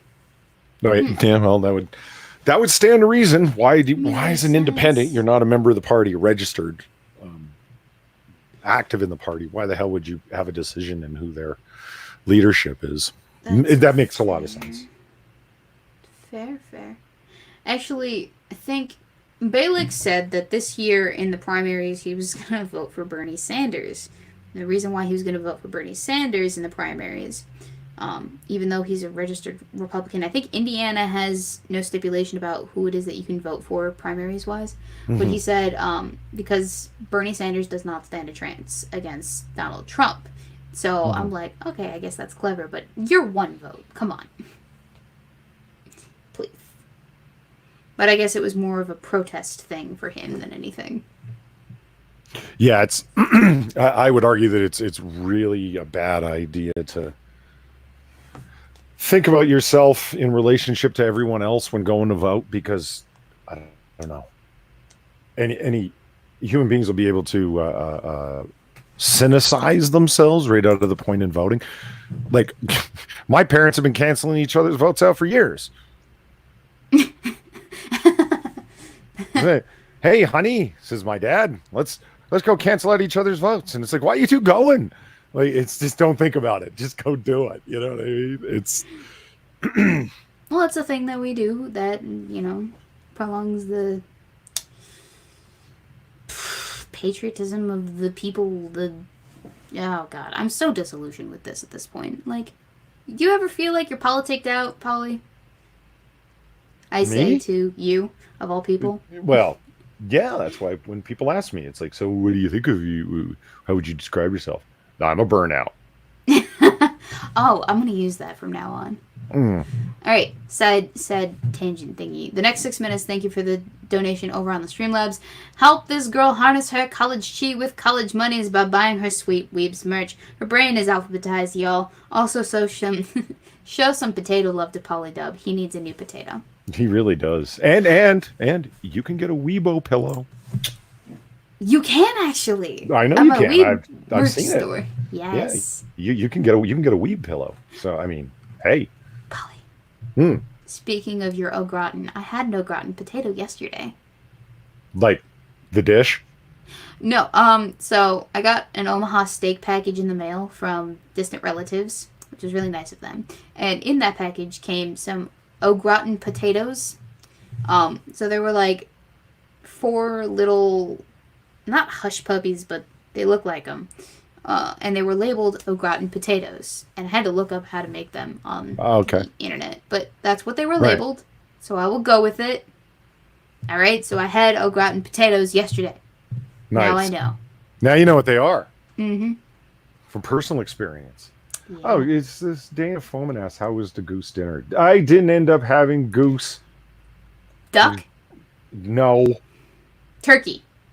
Oh, yeah, I did have turkey on 2 different occasions and ham on a 3rd. So, I mean, there was lots of Christmas dinners going on, and they were all great, and with all the fixins and everything and fantastical, but I didn't get my goddamn goose nor duck. No waterfowl this Christmas season, which was disappointing. And I actually went out to go to the game meat store, and then circumstances conspired in such a way that I wasn't able to make it there. Like, you met some random cat person on the side of the road and they sent you on a quest in the completely opposite direction, and so you couldn't actually get to the store to get yourself a duck? I told you to stop spying on me. How do you know these things? Khajiit wears if you are good. We've talked about this. For God's sake. It's creepy. Because I left too many things at the last minute, and when I went out to do last minute shopping, which I completely accomplished for everybody, it left no time left, and on the list was to go by the game store. Oof. And I wasn't able to do that because, well, no one's going to find this surprising, but the lineups were pretty long and traffic was pretty bad on Christmas Eve day. What? No. I know. I wasn't expecting it either, but last minute. This is why you don't do things last minute, Polly. Yes, well. Yes, well, he said sheepishly. But I did finish my mushroom ketchup recipe. That's good. From 1794. It's deliciousness. Yeah.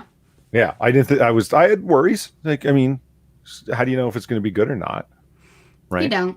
I mean, you're working out of a, 200-plus-year-old cookbook. Really? Yeah, I said 1794. Well, I mean, like, you actually have a 200-plus-year-old cookbook? Well, digital scan of it, yeah. Oh. Doesn't count.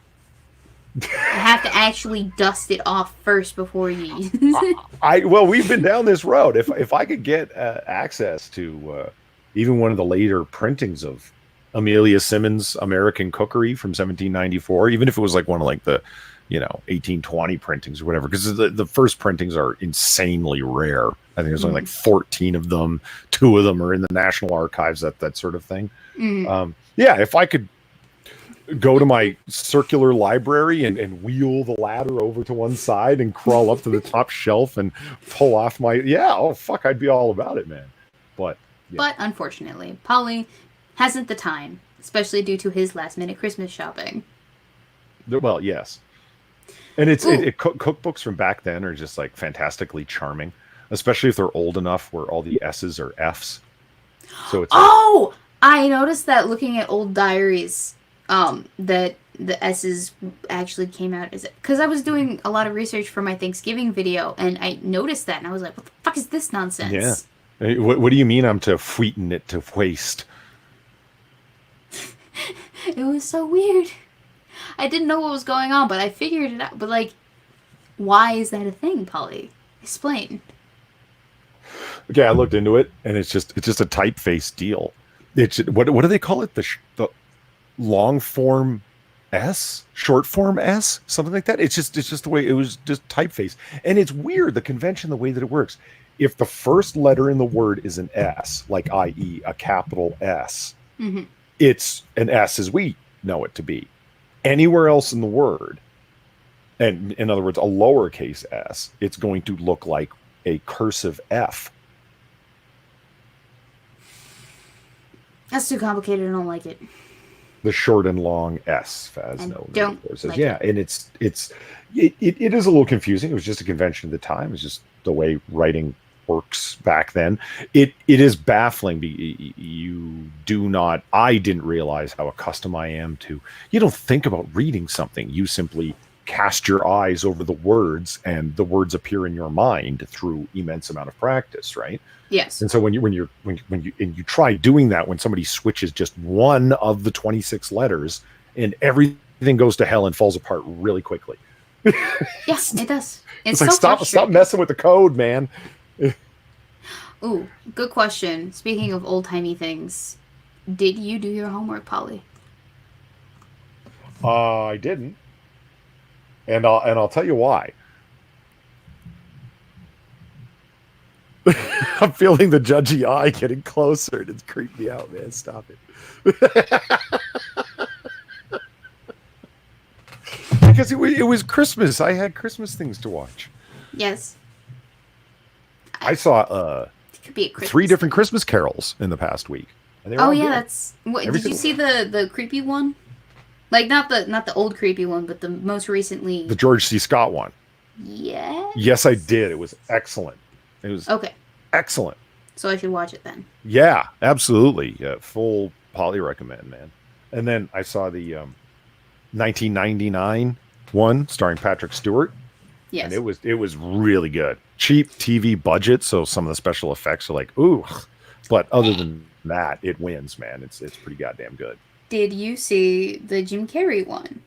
Right? It was Jim Carrey that played the Ebenezer. Oh, you're talking about the animated one.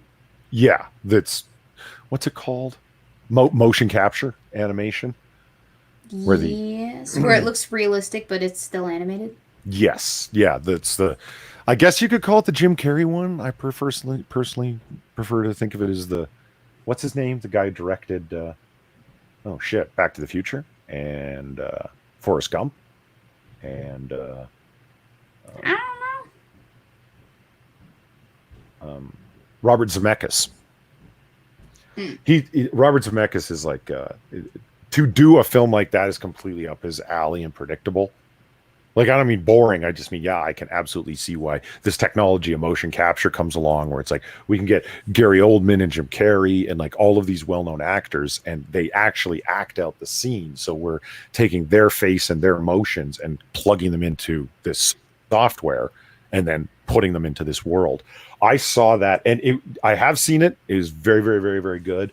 I hate Jim Carrey because he's such a douchebag.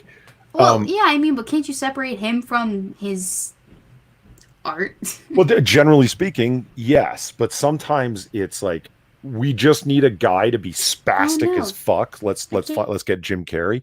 And so he's a little bit more constrained in this film, playing Scrooge. I really enjoyed it. I saw it in the theater in fucking IMAX 3D, and it rocked in IMAX 3D. There's this, one scene where he's being pulled over the city of London at the time, in Victorian England, and so he's like flying up and down and over and near. Oh shit, Weebs went all gone. Yeah. Anyway, so if you guys haven't seen it, the Robert Zemeckis, Jim Carrey starred A Christmas Carol. Yeah. Highly recommended. Oh, one of the underrated things is about that Robert Zemeckis film? The soundtrack. Really? Yeah, composed by Alan Silvestri, who's like a legend in music score composition. It's obviously very Christmassy, but it's all interpretation of it. So you will hear just a few strings of the melody of A Christmas Carol come in here and there. It's so fucking well done. It's a total win. I'll have to check it out because I don't quite remember the soundtrack for that movie. Ooh. What about the Donald Duck Christmas Carol movie? Oh, Mickey Mouse's Christmas Carol? I think so. Yes. Actually, wait a minute. I watched 5 Christmas Carols. Oh, so you did watch that? No, because I didn't watch the Disney one. I watched the Looney Tunes one because I'm much more of a Bugs Bunny guy than a Mickey Mouse guy. That's fair. Yeah. I respect that. So I watched Bah Humduck, the Looney Tunes Christmas Carol, where Daffy Duck is Ebenezer Scrooge, obviously. And then I watched a Jetsons Christmas Carol. Ooh, what about Barbie's A Christmas Carol? There is one? Nah, I've never seen it. It's bad. You should watch it. Is it like vapid and I don't know. girly? I haven't seen it yet. I just know that it exists, and I think I have it on my shelf, actually. Really? I think I do. Polly, I think I know what we're doing when I get back to university. Movie night! You're watching some Barbie? No. We're watching some Barbie. Oh, okay. Hang on. Okay, what? Speaking of this thing you just said. Yes. If you want me to watch Pride and Prejudice, you'd be surprised. It's pretty easy to convince me to watch most things because I only ask for one stipulation: you can't shush me. Okay. Wait. Would I have to watch this with you? That's what I'm saying. You can get me to watch pretty much anything. I mean, my ex-girlfriend got me to watch Twilight, all 5 fucking movies, and I told her, I said, I have to be able to make comments. If I can't crack jokes and bust balls on the characters in the film and ask questions like, okay, wait a minute, who's this? I thought she said she was leaving. Like, if I can't do that during the film, oh, absolutely, I will allow that. Okay, so we have to so it's like watch if you the movie together. Yeah, like I am much. Like, oh well, how about on like Wednesday or whatever the fuck time, right? Oh yeah, yeah. But if you leave me to my own devices to watch something, man, I've got a queue of like 500 things to fucking watch. It's not that I don't want to; it's just that I forget, and Okay, so what I have to do is I have to set aside 2 hours of your time and my time and get you to join me for a viewing of Pride and Prejudice. Ooh, we should bring Eve.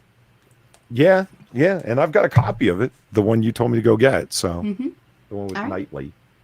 Excellent. And you have a NASA computer, so you can host. Yeah, I can do that. It would have to be when I got back to school, though. Yeah, whenever. Because apparently the connection in this household is shit. I mean, that's the for movies that I'm not invested in, like it wasn't my idea to watch this thing. Yeah, I'll have questions. Now, who's this fucking guy?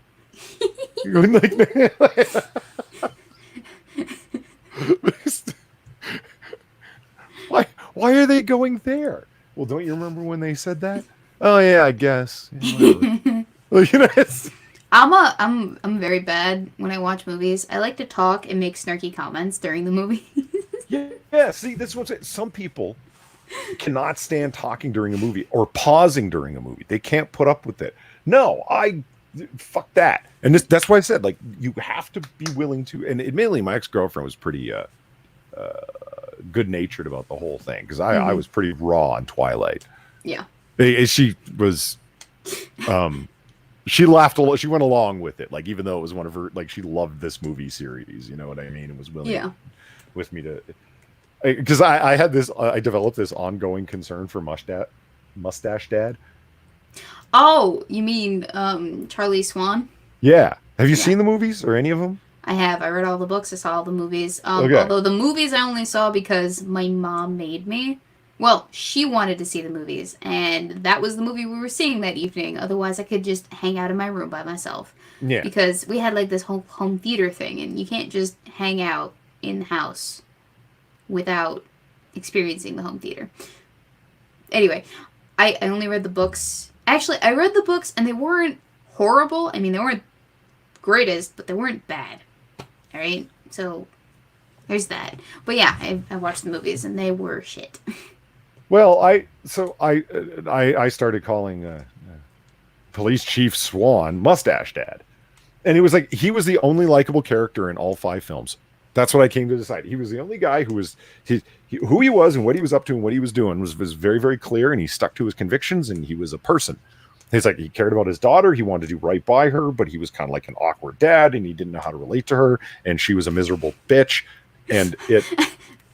So you're saying that Charlie is the most relatable character of all of the characters? See, well, he absolutely is, and everybody treats him so bad, and everybody calls him Charlie. Even his own daughter calls him Charlie. Poor and Charlie.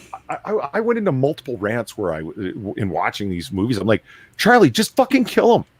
You can get away with it. You're the police. You're the chief of police. Just murder them. No, Charlie, don't murder people. You can hide the evidence. You know what I would have said to Edward if I was fucking Charlie? I would have been, look, it's Sir, Chief, okay, or Mr. Swan. You don't fucking call me Charlie, punk. Look, I'm the chief of police. I can murder you, hide you in a fucking gutter. No one would find you. I'd get away with it. I know how. Like, he's a vampire, Polly. He's an immortal being. Yeah, but Charlie don't know that, at least not at the beginning. Yeah, but. Would you put up with a bunch of high school punks calling you by your fucking first name? And your daughter encouraging him to do it? No. Although that is an interesting conversation that my boyfriend and my dad have never had. At all. What to call each other? Yeah, what to call each other. Well, like, my dad calls my boyfriend by his first name, but my boyfriend calls my dad Mr. Jones. Right. What's wrong with that?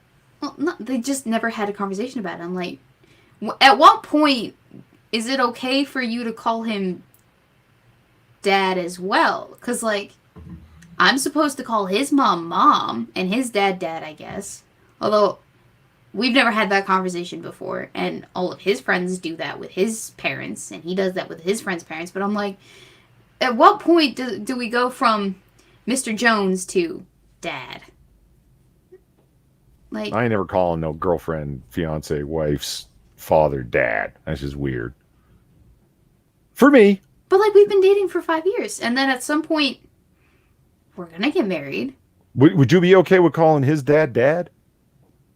Like, I wouldn't mind it. At that point, they're my dad-in-law, so yeah. My dad-in-law? I think, like I said, if other people want to do it, that's cool. That's cool. If you're okay with it, I'm just not. Like, in my mind. And it would be weird having my girlfriend, fiance, wife, whatever, calling my dad. Hey, listen, there's only 2 people that are daddy in this world. Your literal biological father and me under certain circumstances. Polly, stop. Polly, no more. Polly, this is a family-friendly channel. Well, I was just saying. Polly. I left it vague. Polly. Polly. Polly. My God. No. Good evening, fellow peasants. Hi, Cynical Lindsay. Joining us a little late in the evening. It's totally Hey, Lindsay, fine. how's it going? When you tie the knot, that's what Phasma4 has to say about that. Polly knows a thing or two about knots. God damn it! Where's Scribe when you need him?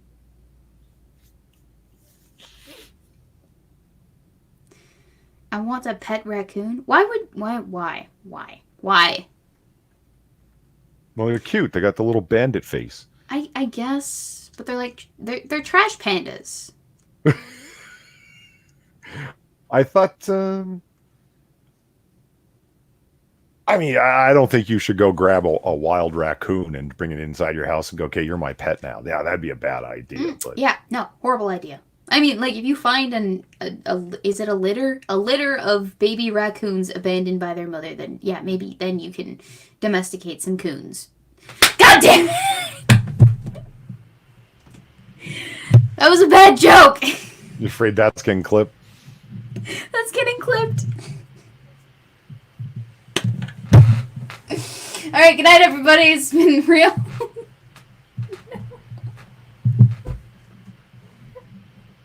Oh god, I didn't even think about it until after it came out of my face hole. Polly, why don't you stop me? I didn't know you were going to go there. For God's sake. I didn't know where I was going to go with that either.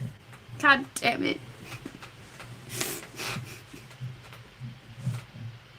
So what you're saying is I'm not even going there with the jokes. I'm just going to leave it alone.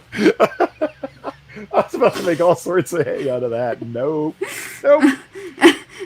And demonetized.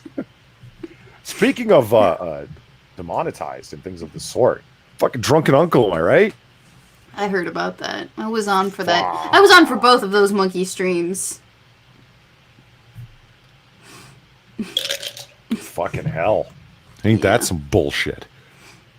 And that was how I lost my YouTube channel. It only took one raccoon joke.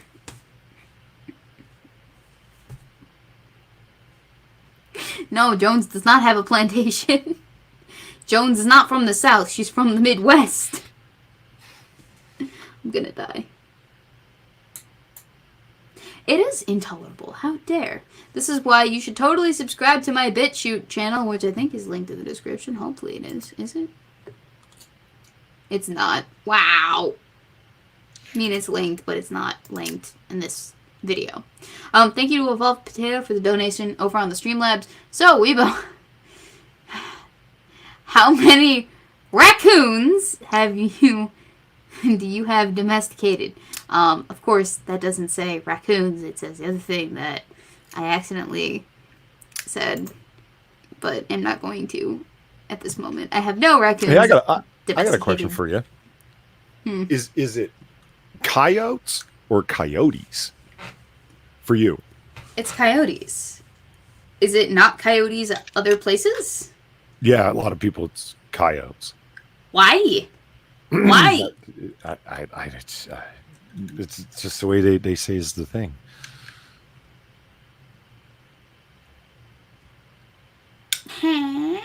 And as I understand it, I was watching this one channel, and the guy's in Indiana and has been for a long time. Mm-hmm. And he says, in Indiana, we call them coyotes. Now, I understand everybody else around here doesn't, but not everywhere else do people say it like that, but we always do. Coyotes are simply yotes. Huh? But you're thoroughly coyote, huh? Yeah, I've never heard coyote in my entire life, and I've lived in Indiana for the last 3.5 years, so I've never heard that either. In there. Do you go off campus and talk to the townies? That's actually what we call them, and every once in a while, I have a job in town. Townies? Yeah, we call them townies. Yeah. Nice. It's like they don't like it though. Hello, citizen. Yeah. Yeah, no, we call them townies. I don't think they like it though. That's not something that we use in front of their faces. See, when did your schools start back up? Because you're off to the city of trash, bad smells, and arrogance soon, right? Yes, I go to Paris. After the first week of January, for 2 weeks until the end of January, and then I come back after J term is over, and we start up with the second semester. Okay. Mm-hmm. So the end of January. For those 2 weeks while I'm in Paris, I don't think we'll be able to do this. Yeah, that's fine. What reason I said that is because I was thinking there's a book that I think you would really enjoy and you'd get a kick out of it because of the context. Bret Easton Ellis, he wrote Lesson Zero, he wrote American Psycho, a bunch of other books, right? His second book, The Rules of Attraction, is my favorite book, I think, that he's written. I've read all of his books. He's only got some 8 or 9. I've read them all. I think you'd get a kick out of it in a big way. It's based on a college campus.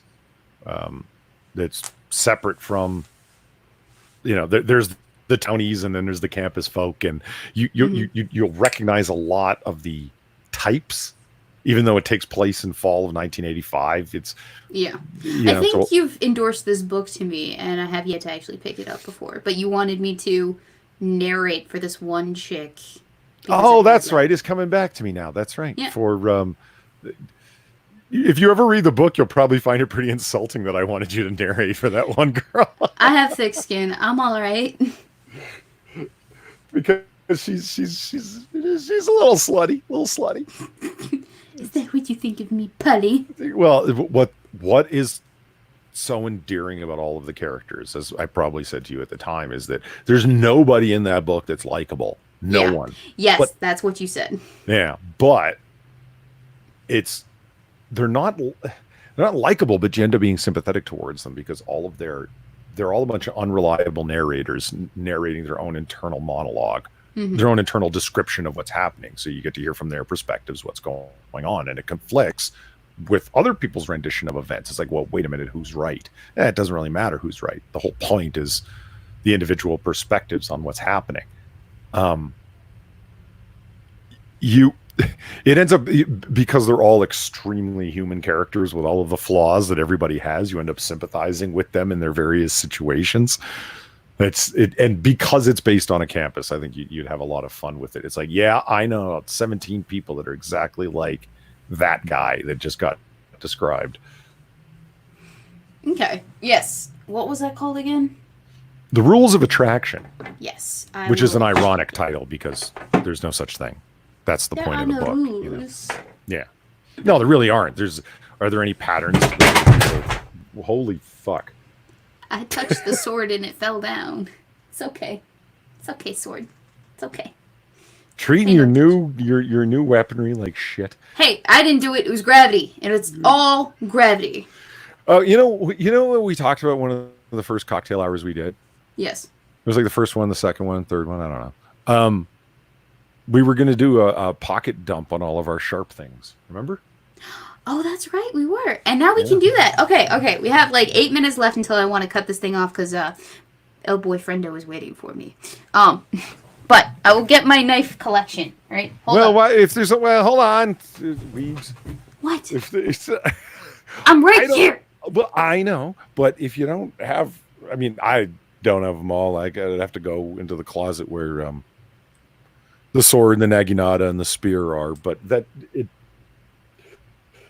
there's only 8 minutes left. Let's leave it to questions and things, and we'll plan that for some other time. But that wasn't next week. Listen, histrionic eye roll lady. I'm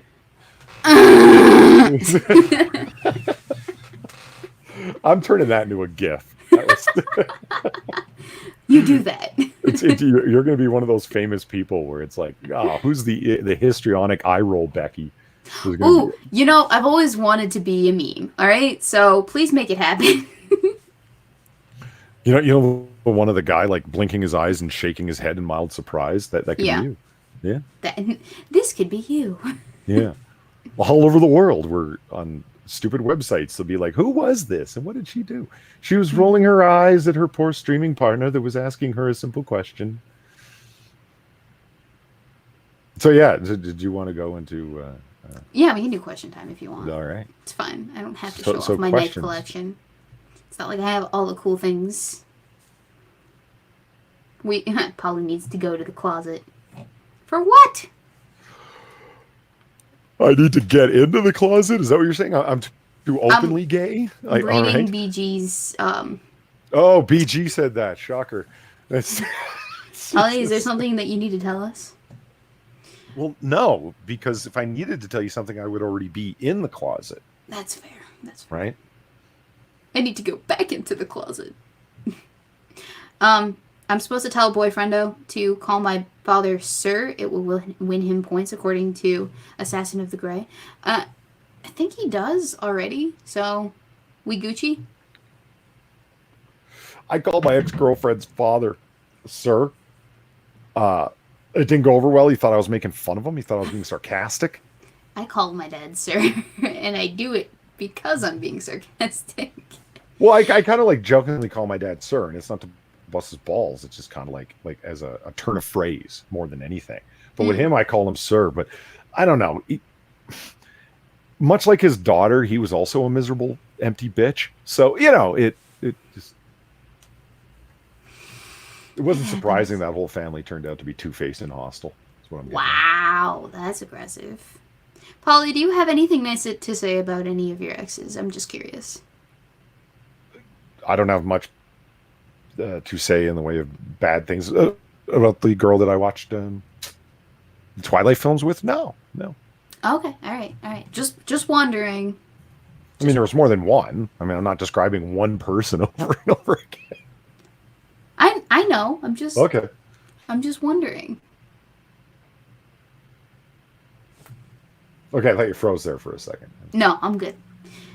Do I own a pirate eye patch? I do not, unfortunately, the next 6 minutes. I do not. Sad face.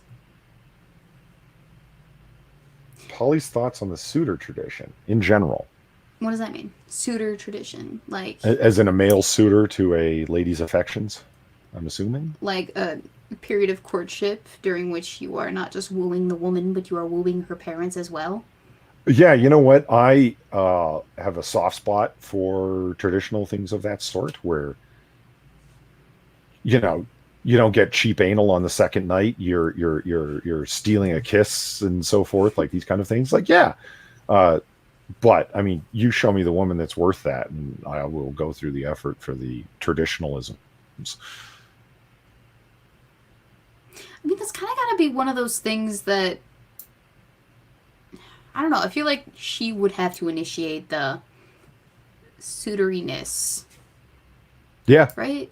Yeah, if you want to win my affections, and it's like I said, you're not getting cheap anal on the second night. Yeah, she has to make that decision. Yeah, why would you expect to have to win a woman's heart when she's already given you her ass? Like, it just doesn't make sense. That's fair. That's fair.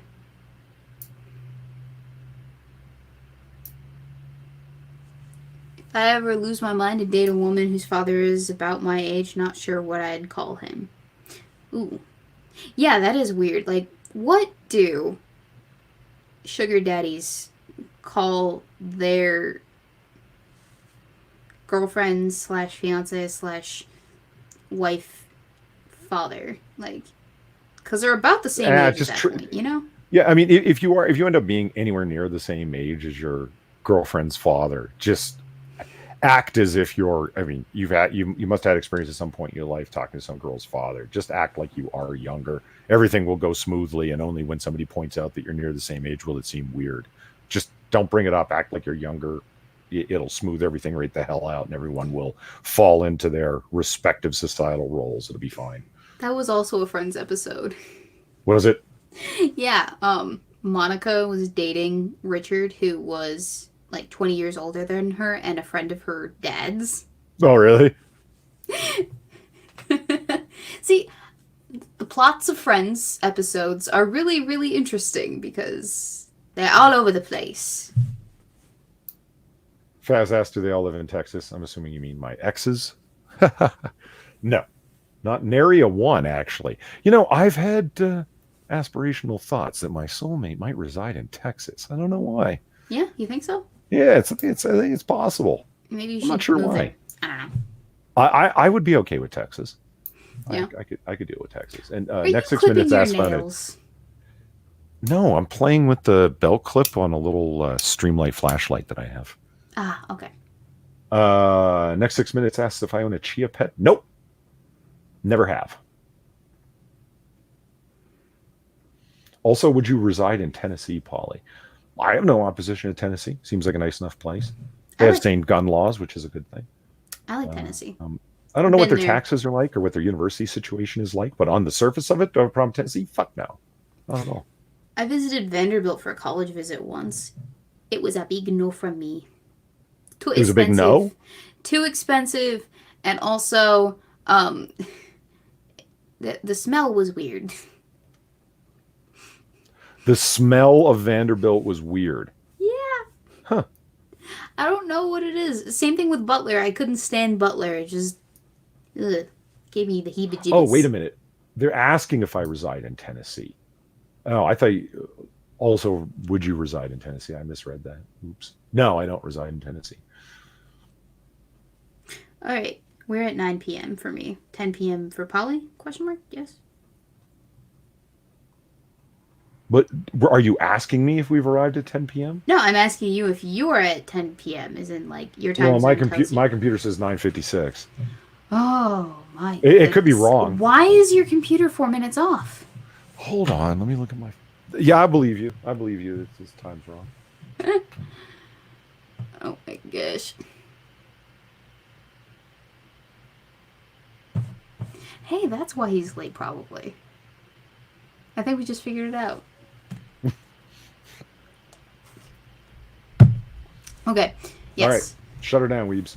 Yes, I will. All right. Thank you, everyone, for coming out and watching us awkwardly meander through conversation for 2 hours. Sober, I think, because I didn't have a drink, but Polly, did you? No, actually. Yeah, unfortunately, I have to drive somewhere immediately after I get offline here, so I'm sorry. I couldn't get wasted, but we have next week. I'll be back at school. Thank you to everyone who came out. Thank you to everyone who donated. Thank you to everyone who liked, commented, shared this, and maybe even subscribed if you knew. Check out Polly's links in the description. I'm sure Polly's got some things on the docket that are coming up in the next week. Polly? Yes? No? Maybe so? I don't know. No. Do you have anything you want to show? But no. But the editing of the thing that we did. Yeah. Yeah, it's progressing in an orderly fashion. All right. Good. Good. It's a little bit more the Christmases and all. It will be done before New Year's. It'll be Excellent. It'll be up before New Year's. So Weebs will have it and she can post it on her channel. And it was funny, guys. In my opinion, I guess you guys get to be the judge of that. So we'll see how it goes. And then we'll figure out a time to do our homework, Polly. Yes. Excellent. Yeah, hit me up in DMs and we'll figure out a time to watch. What have I been calling it? Because I can never remember the name. Oh, Shades of Indifference. I keep calling it. Pride and Prejudice, but all right, Pride and that works Prejudice. too. Shades of Indifference, Pride and Prejudice. And we will catch you next week. I will probably have something else also coming out New Year's Eve, hopefully, if I can get it done. But this computer setup and the fact that the Wi-Fi doesn't work very well will definitely be limiting my opportunity to do that. Hopefully not, but we'll see. So yes, thank you, and we'll see you next week. 8 p.m. Eastern Standard Time, right? On Sunday. There we go. I know my time zones. And have a very happy New Year, everybody. You too, Polly. Yay. Happy New Year, everyone. All right. And end the broadcast.